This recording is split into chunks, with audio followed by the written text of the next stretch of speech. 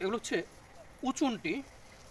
এটিকে উচুনটি, দুচুনটি বা ফুলকুড়ি নামে ডাকা হয়।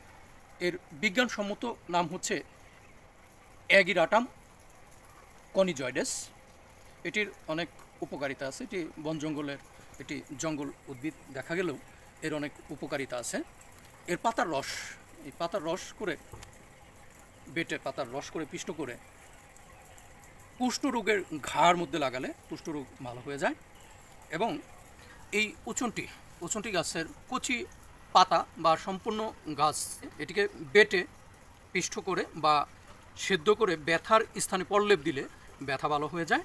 এই পাতার রস ক্ষত স্থানে লাগালে টিটানাস হওয়ার সম্ভাবনা বা ঝুঁকি কমে যায়। তবে এই উদ্ভিদকে ঔষধ হিসেবে ব্যবহার করতে গেলে অবশ্যই ভেষজ চিকিৎসকের পরামর্শ নিয়ে তারপরে উদ্ভিদকে ঔষধ হিসাবে গ্রহণ করবেন।